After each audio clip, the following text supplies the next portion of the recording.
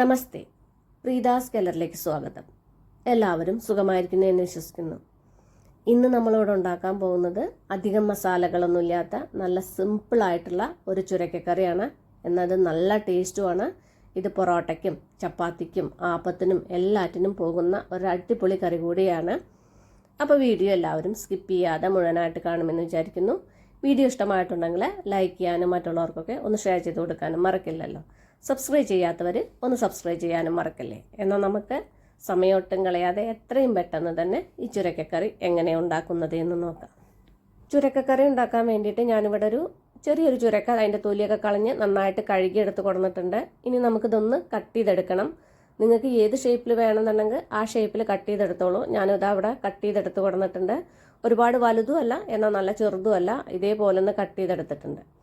പിന്നെ ഇതിനുള്ളിലെ വിത്തൊന്നും കളഞ്ഞിട്ടില്ല. നല്ല ചള്ളി വിത്താണ്, തീരെ മൂക്കാത്ത വിത്താണ്. അതുകൊണ്ട് വിത്തൊന്നും കളഞ്ഞിട്ടില്ല. മൂത്ത വിത്തൊക്കെ ആണെങ്കിൽ വിത്തൊക്കെ കളഞ്ഞിട്ട് കട്ട് ചെയ്തെടുക്കണം. മൂത്ത വിത്തൊക്കെ നമ്മുടെ കറിയിൽ കടിക്കുമ്പോൾ കറിക്കൊരു ടേസ്റ്റ് ഉണ്ടാവില്ല. ഇനി നമുക്കിതൊന്ന് മാരിനേറ്റ് ചെയ്യണം. അതിന് വേണ്ടിയിട്ട് ഇതിലേക്കൊരു 1/4 ടീസ്പൂൺ മഞ്ഞൾപ്പൊടി ഇട്ട് കൊടുക്കുക. പിന്നെ ഒരു 1/4 ടീസ്പൂൺ മുളക് പൊടി അധികം ചേർക്കരുത്, കാരണം നമ്മൾ ഈ കറിയിൽ അങ്ങനെ മുളക് പൊടി ചേർക്കണില്ല. അപ്പോൾ കുറച്ച് മതി. ഇതേപോലെ 1/4 ടീസ്പൂൺ മുളക് പൊടിയും പിന്നെ ഈ ചുരക്കയിലേക്ക് ആവശ്യത്തിനുള്ള ഉപ്പ് കൂടി ഇട്ടിട്ട് നന്നായിട്ടൊന്ന് മിക്സ് ചെയ്തെടുക്കുക. കൈ കൊണ്ട് തന്നെ മിക്സ് ചെയ്യുക. സ്പൂൺ കൊണ്ടൊക്കെ മിക്സ് ചെയ്ത് കഴിഞ്ഞാൽ ഇതിലെ ഈ മുളക് പൊടിയും മഞ്ഞൾപ്പൊടിയൊക്കെ ആ ചുരക്കയുടെ എല്ലാ ഭാഗത്തും നേരെ ആവാൻ ബുദ്ധിമുട്ടാണ്. അപ്പോൾ ഇതുപോലെ കൈ കൊണ്ട് തന്നെ ഒന്ന് മിക്സ് ചെയ്തെടുക്കുക. ഇനിയിപ്പോൾ നിങ്ങൾക്ക് വേണമെന്നുണ്ടെങ്കിൽ മാരിനേറ്റ് ചെയ്യാതെയും ഈ കറി ഉണ്ടാക്കാം. ഇതുപോലെ മഞ്ഞൾപ്പൊടിയൊക്കെ ഇട്ട് മാരിനേറ്റ് ചെയ്യുമ്പോൾ നമ്മുടെ കറിയൊക്കെ എല്ലാ കഷ്ണങ്ങളൊക്കെ കാണുമ്പോൾ നല്ല മഞ്ഞ കളറൊക്കെ ആയിട്ട് നല്ല ഭംഗി ഉണ്ടാവും. മാരിനേറ്റ് നിങ്ങൾക്ക് ഏത് തരത്തിൽ വേണമെന്നുണ്ടെങ്കിൽ അത് തരത്തിൽ ചെയ്തോളൂ. മാരിനേറ്റ് ചെയ്തിട്ടോ ചെയ്യാതെയോ എങ്ങനെ വേണമെങ്കിൽ ഈ കറി ഉണ്ടാക്കാം. ഇപ്പം മുളക് പൊടിയും മഞ്ഞൾപ്പൊടിയൊക്കെ നേരെ എല്ലാ സൈഡും മിക്സ് ആയിട്ടുണ്ട്. ഇനി നമുക്ക് ഇത് ഇവിടെ നിന്ന് മാറ്റി വയ്ക്കാം.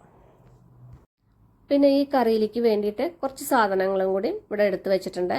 വലിയൊരു സവാള തൊലിയൊക്കെ കളഞ്ഞ് നന്നായിട്ട് കഴുകി എടുത്തിട്ടുണ്ട്. ഇത് നല്ല ഒരുപാട് വലിയ സവാളയാണ്, അതുകൊണ്ടാണ് ഒന്ന് എടുത്തിട്ടുള്ളത്. മീഡിയം സൈസിലുള്ള സവാളയൊക്കെ ആണെങ്കിൽ ഒരു 2 സവാള മതി. ഇത് നല്ല വലുതാവുകൊണ്ടാണ് ഒന്ന് എടുത്തിട്ടുള്ളത്. വലിയൊരു കഷ്ണം ഇഞ്ചിയും തൊലിയൊക്കെ കളഞ്ഞ് കഴുകി എടുത്തിട്ടുണ്ട്. കുറച്ച് വെളുത്തുള്ളി അല്ലിയും മീഡിയം സൈസിലുള്ള ഒരു തക്കാളി, പിന്നെ ഇതിലേക്ക് വേണ്ടിയിട്ട് 5 പച്ചമുളക് എടുത്തിട്ടുണ്ട്. ഇതിൽ മുളക് പൊടിയൊന്നും ചേർക്കണില്ല, പച്ചമുളകിൻ്റെയൊക്കെ എരിവേ ഉള്ളൂ. ഇപ്പം നമ്മൾ മാരിനേറ്റ് ചെയ്ത മുളക് പൊടിയുള്ളൂ. അപ്പം മുളകൊക്കെ നിങ്ങളുടെ ഇഷ്ടത്തിനനുസരിച്ചിട്ട് എത്ര വേണമെന്നുണ്ടെങ്കിൽ അതിനനുസരിച്ചിട്ട് ചേർത്തോളൂ. ഇനി നമുക്ക് കറി ഉണ്ടാക്കാൻ നോക്കാം. കറി ഉണ്ടാക്കാൻ വേണ്ടിയിട്ട് ഞാനിവിടെ ഒരു മൺചട്ടിയാണ് വെച്ചിട്ടുള്ളത്. ചട്ടി ആവണമെന്ന് നിർബന്ധമൊന്നുമില്ല, ഞാനിവിടെ ചട്ടി എടുത്തു എന്നേ ഉള്ളൂ. ഇതിലേക്ക് നമുക്ക് കുറച്ച് എണ്ണ ഒഴിച്ചു കൊടുക്കാം, വെളിച്ചെണ്ണ ഒഴിച്ചു കൊടുക്കാം. വെളിച്ചെണ്ണ തന്നെ വേണം, നമ്മുടെ കറി നല്ല നാടൻ കറിയല്ലേ, അപ്പോൾ വെളിച്ചെണ്ണ തന്നെ വേണം. വെളിച്ചെണ്ണ ആകുമ്പോഴാണ് അതിൻ്റേതായ ആ ടേസ്റ്റ് കിട്ടുള്ളൂ. ഇപ്പോൾ എണ്ണയ്ക്കൊന്ന് ചൂടായി വന്നിട്ടുണ്ട്. ഇനി ഇതിലേക്ക് നമ്മൾ ഈ എടുത്ത് വെച്ച സവാള ഉണ്ടല്ലോ, അതൊന്ന് ചെറുതാക്കിയിട്ട് കട്ട് ചെയ്തെടുത്തിട്ടുണ്ട്. ആ പച്ചമുളകും ഒന്ന് ചെറുതാക്കിയിട്ട് കട്ട് ചെയ്തെടുത്തിട്ടുണ്ട്. ഈ കട്ട് ചെയ്ത് വെച്ച സവാളയും പച്ചമുളകും ഇതിലേക്ക് ഇട്ട് കൊടുക്കുക. പിന്നെ ഈ സവാള വേഗം വഴന്ന് വരാൻ വേണ്ടിയിട്ട് ഇതിലേക്ക് കുറച്ച് ഉപ്പ് കൂടി ഇട്ടിട്ട് ഇതൊന്ന് വഴറ്റിയെടുക്കുക. ഒരുപാട് നേരമൊന്നും ഇട്ട് വഴറ്റേണ്ട ആവശ്യമില്ല, ബ്രൗൺ കളറൊന്നും ആവേണ്ട ആവശ്യമില്ല. ആ സവാളയൊക്കെ ഒന്ന് സോഫ്റ്റായിട്ട് അതിൻ്റെ കളറൊക്കെ ഒന്ന് മാറി വരുന്നതില്ലേ, അതുവരെ ഒന്ന് വഴറ്റിയെടുത്താൽ മതി. ഇത് നല്ല ഇന്ത്യൻ സവാളയല്ല, അതുകൊണ്ടാണ് ഇതിന്ന് ഇങ്ങനെ വെള്ളമൊക്കെ ചെറുതായിട്ട് വരുന്നത് പോലെ തോന്നുന്നത് എന്നല്ല, ചെറുതായിട്ട് വെള്ളം വരുന്നത്. നമ്മുടെ നാട്ടിലെ നല്ല സവാളയൊക്കെ ആണെങ്കിൽ ഇതുപോലെ വെള്ളമൊന്നും വരില്ല, പെട്ടെന്ന് വഴന്ന് കിട്ടും. ഇപ്പം സവാളയൊക്കെ ആവശ്യത്തിന് വഴന്ന് വന്നിട്ടുണ്ട്, ചെറുതായിട്ടൊന്ന് കളറ് മാറിയിട്ടില്ലേ. ഇനി ഇതിലേക്ക് നമ്മൾ നേരത്തെ അവിടെ എടുത്തു വെച്ചിട്ടുണ്ടല്ലോ ആ ഇഞ്ചി, അതൊന്ന് ചതച്ചെടുത്തിട്ടുണ്ട്. ആ വെളുത്തുള്ളി ഒന്ന് ചതച്ചെടുത്തിട്ടുണ്ട്. ഈ ചതച്ച് വെച്ച ഇഞ്ചിയും വെളുത്തുള്ളിയും ഇതിലേക്ക് ഇട്ട് കൊടുക്കുക. ഇഞ്ചിയും വെളുത്തുള്ളി ഇട്ടിട്ട് ഇട്ടതിന് ശേഷം ഇതൊന്ന് വഴറ്റിയെടുക്കുക.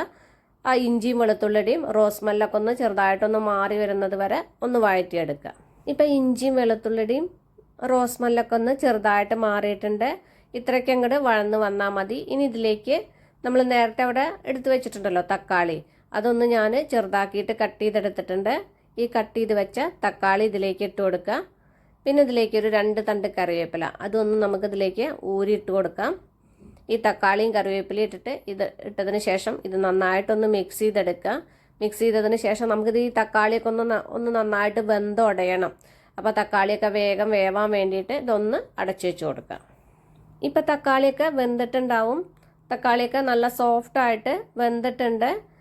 ഇനി ഈ തവി കൊണ്ട് ഇതുപോലെ ചെറുതായിട്ടൊന്ന് പ്രസ് ചെയ്തിട്ട് ഉടച്ച് ചേർക്കുക.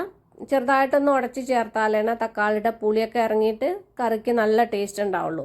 ഒരുപാടൊന്നും ഉടച്ച് ചേർക്കണ്ട, ചെറുതായിട്ട് ഇതുപോലെ ഒന്ന് ഉടച്ച് ചേർത്താൽ മതി. ഇപ്പോൾ ആവശ്യത്തിന് ഉടച്ച് ചേർത്തിട്ടുണ്ട്. ഇനി നമുക്കിതിലേക്ക് മസാലകൾ ആഡ് ചെയ്യാം. ഒരു 1/4 ടീസ്പൂൺ മഞ്ഞൾപ്പൊടി ഇട്ട് കൊടുക്കുക. അധികം വേണ്ട, കാരണം നമ്മൾ ആ ചുരക്ക മാരിനേറ്റ് ചെയ്യുമ്പോൾ മഞ്ഞൾപ്പൊടി ഇട്ടിട്ടുണ്ടല്ലോ. പിന്നെ ഒരു 1.5 ടീസ്പൂൺ മല്ലിപ്പൊടി, 3/4 ടീസ്പൂൺ കുരുമുളക് പൊടിയും. നമ്മൾ വേറെ മുളക് പൊടിയൊന്നും ചേർക്കണില്ല, കുരുമുളക് പൊടി പച്ചമുളകിൻ്റെ എരിവേ ഉള്ളൂ.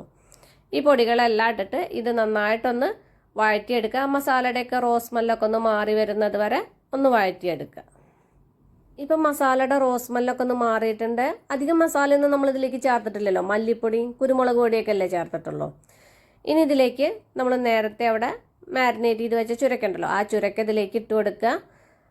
ചുരക്കയിൽ കുറേശ്ശെ വെള്ളം വന്നിട്ടുണ്ട്, ആ ഉപ്പൊക്കെ ഇട്ടിട്ടില്ല, ആ ഉപ്പിൻ്റെയൊക്കെ വെള്ളമൊക്കെ ഒന്ന് ഇറങ്ങി വന്നിട്ടുണ്ട്. ഈ ചുരക്ക ഇതിലേക്ക് ഇട്ടതിന് ശേഷം ഒന്ന് നേരെ മിക്സ് ചെയ്യുക.